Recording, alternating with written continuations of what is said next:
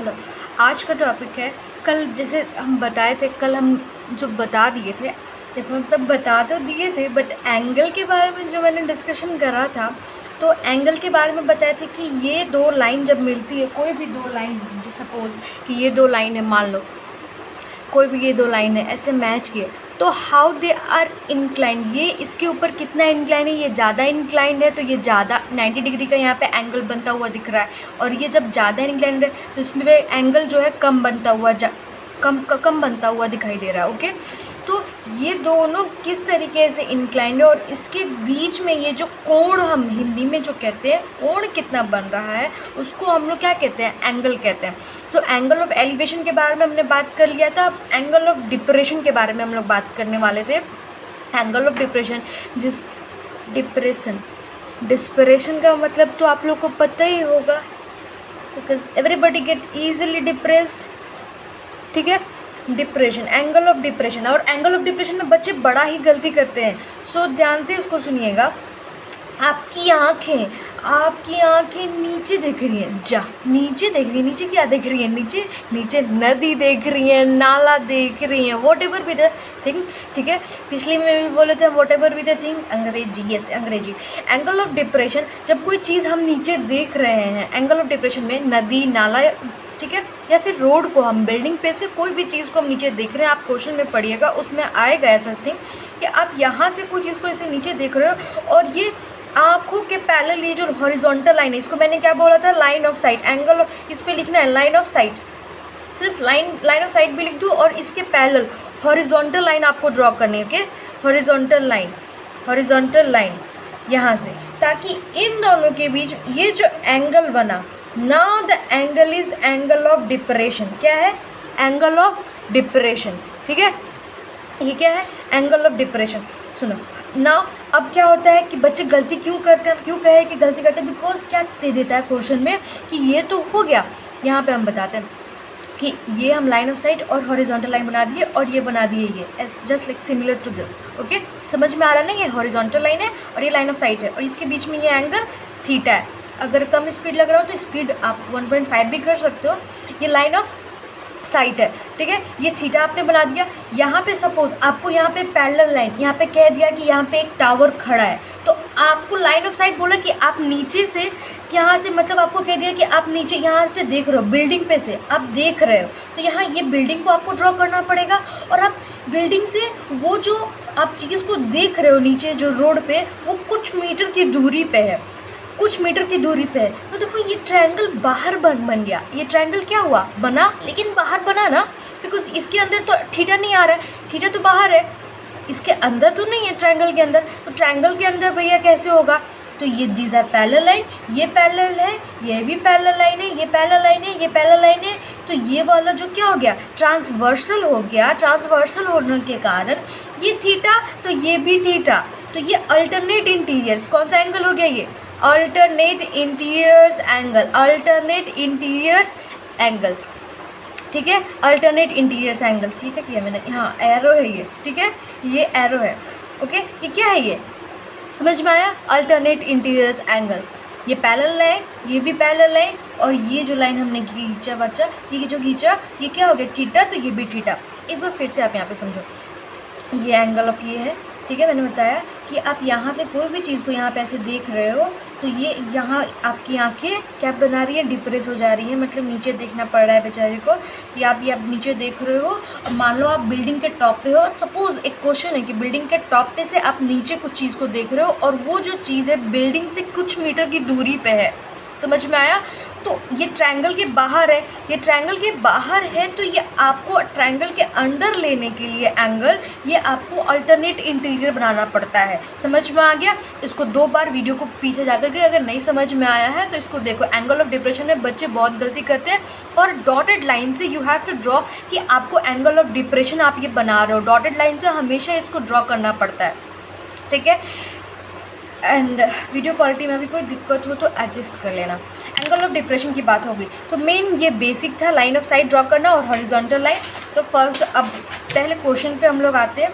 अ vertical पोल, जो कि are इसका क्वेश्चन नंबर 1 है।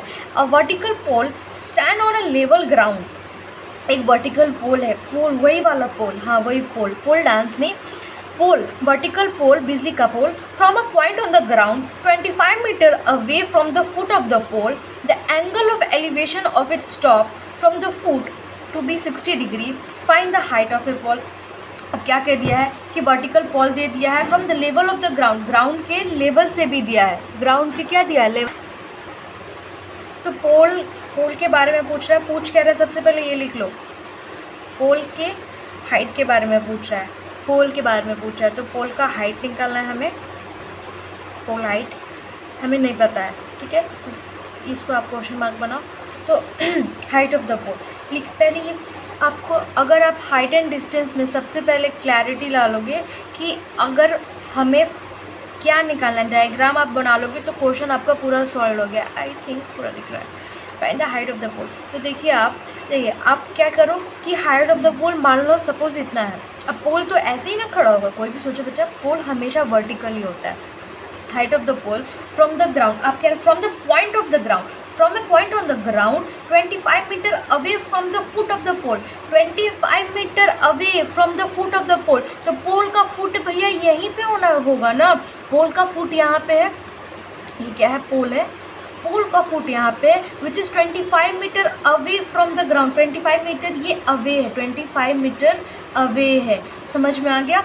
Of its top is found to be 60 degree, find the height of the pole, the angle of elevation, sorry देखो यहाँ पे 25 metre away the foot of the pole, the angle of elevation of its top is found to be 60 degree, angle of elevation 25 metre अवे जा कर के जब हम angle of elevation ले रहे हैं, elevation बाबू यहाँ पे देखो ऐसे आँख बनाओ और यहाँ पे लाइन ऑफ साइट आपने ड्रॉ करना है, लाइन ऑफ साइट आपने जैसे ही ड्रॉ करा तो यहाँ पे ये एंगल ऑफ एलिवेशन थीटा आपको गिवन है which is equals to be 60 degree. कितना गिवन है, 60 डिग्री, ठीक है, ये 60 डिग्री, ये 25, ये एच पता चल गया आपको। तीन चीज़ें क्वेश्चन में मेनली यहाँ पे लिख लो।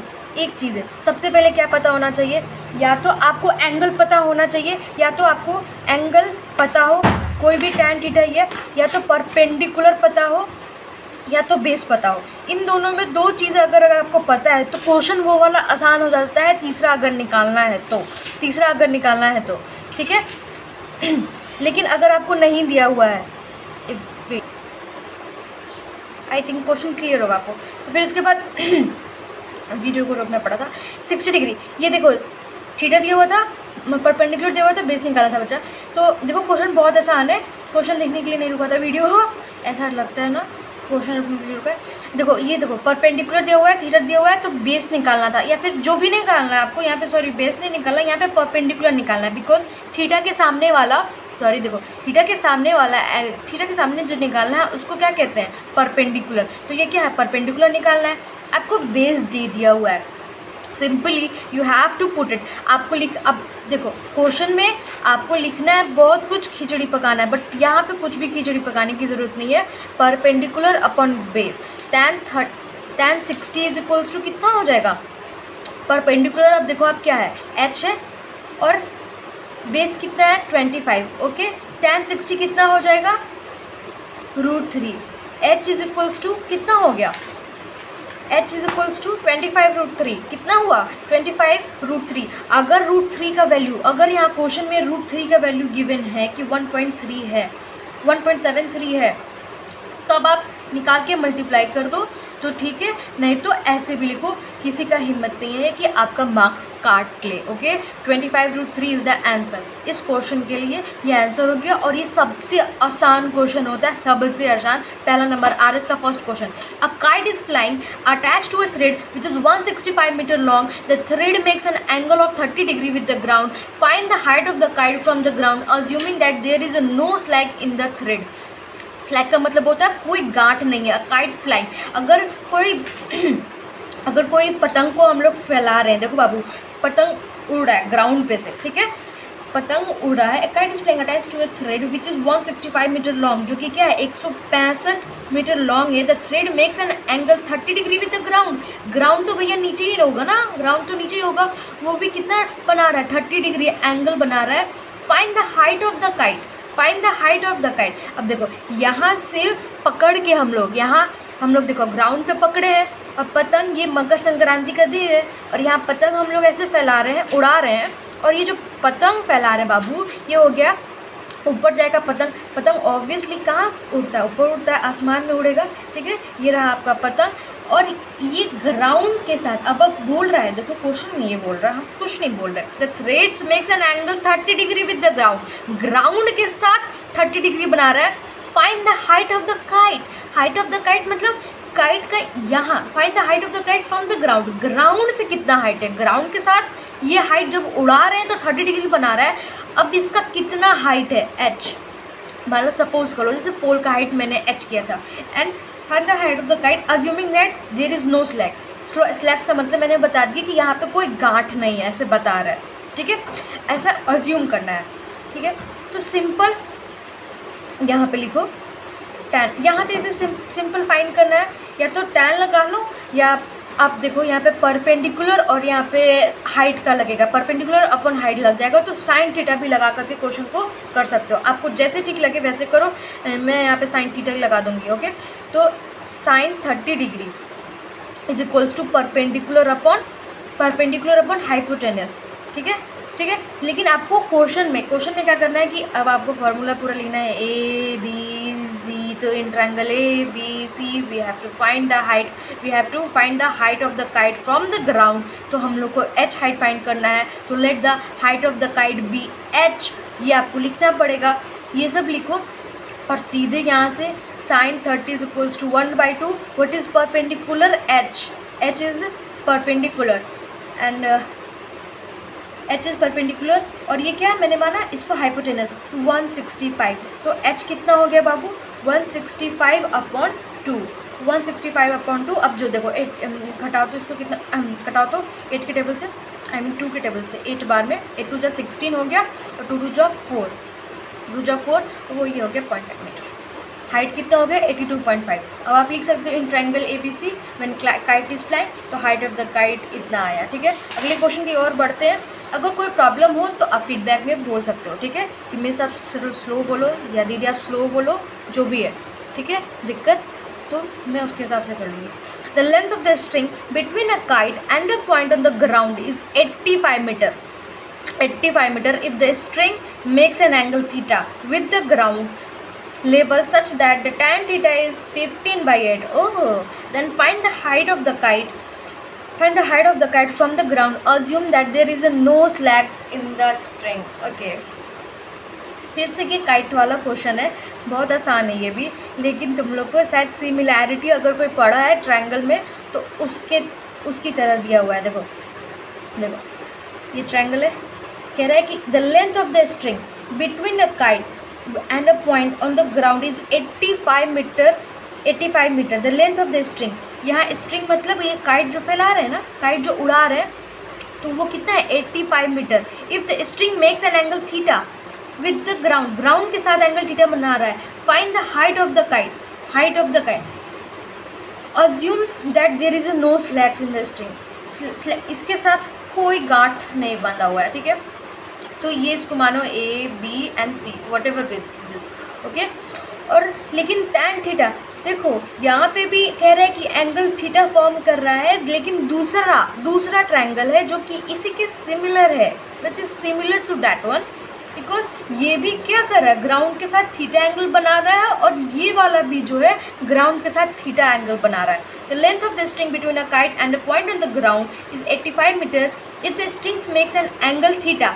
इसके बारे में दे दिया कि ये थीटा एंगल बना रहा है, ये पहला वाला ट्रायंगल, और tan थीटा दूसरा ट्रायंगल के बारे में ये बात कर दिया। यहाँ पे ये जो बात किया है ना, ये बात तो किया है ऐसे, लेकिन ये बात कर दिया दूसरे ट्रायंगल के बारे में जिसका हाइट देखो, क्योंकि 85 मीटर ऑब्वियसली बड़ा होगा हाइपोटेनस, इसका कभी 85 मीटर नहीं आएगा, तो छोटा ट्रायंगल इसके सामने बनाएंगे सिमिलैरिटी के थ्रू। तो इसको हम नाम दे देंगे EF and G। And I think कहीं प्रॉब्लम नहीं होना चाहिए, बिकॉज आपकी जो पढ़ाने वाली है वो बहुत दाकड़ है। देखो यहाँ पे tan थीटा, यहाँ पे P कितना हुआ है 15 और 8 इज़ द, देखो बताओ परपेंडिकुलर अपॉन बेस, ठीक है। 15 और 8 ये ऑलरेडी गिवन है, जब आपको 15 और 8 दे दिया था हाइपोटेनस आप निकाल दो, इट्स वेरी इजी। 15 का स्क्वायर करो और 8 का स्क्वायर करो, कितना हुआ 225 + 64 विच इज़ इक्वल्स टू कितना हो जाएगा, अब बताओ कितना होगा, ये कितना आ जाएगा, ये आंसर इसका बताइएगा 17 आएगा, कितना आएगा 17, कितना आएगा 17 इज़ द राइट ऑप्शन। किसको इसको ऐड करो 2 to 5 64 289, अब इसका आप निकाल सकते हो, ये 17 आता है, 289 is the square root of 17। Okay, hypotenuse आ गया विच इज इक्वल्स टू 17, कितना आ गया 17, हाइपोटेनस पर चल गया, ये 15 था, ये 8 था और ये 17 था। इस क्वेश्चन को हम दोबारा समझाएंगे, हमें लग रहा है कि ज़्यादा तेज हो गया स्पीड। 15, 8 and 17। ओके, और यहाँ पे ऑलरेडी आप देखो कि यहाँ पे हमें नहीं पता है, तो ये दोनों अगर सिमिलर ट्रायंगल है तो इस सिमिलर देखो अब यहाँ पे बड़ी मज़ेदार वाली चीज़ आ रही है, ये देखो, तो ये वाला साइड और ये वाला साइड, ये जो परपेंडिकुलर है ये भी थीटा एंगल है, ये भी तो थीटा एंगल है, तो 15/17 इज इक्वल्स टू h/, अब कोई भी ऐसा पार्ट लेंगे जिसमें h आ जाए, तो परपेंडिकुलर अपन हाइपोटेनस ले लेते हैं आप, क्योंकि यहाँ पे हमें दोनों गिवन है और h निकालना है हमें, तो h/85। अब आप लिख दोगे इन ट्रायंगल ABC और EFG, तो h/85 परपेंडिकुलर अपन हाइपोटेनस मैंने लिया है, साइन थीटा यहाँ पे लग रहा है, याद रखना साइन थीटा लग रहा है h/85, और इसका क्या लगेगा आप देखो 15/17, ठीक है, and h is equals to 15/17 × 85, ठीक है। तो आप अपने आप से देखो 17 के टेबल से 5 बार में 75 जा 85 हो जाता है, तो 15 और 15 जा कितना हो जाएगा 75 आ गया आंसर, इसका आंसर तो कितना हो गया, हाइट कितना आ गया, find the height of the kite, तो मुबारका 75 मीटर इज द आंसर।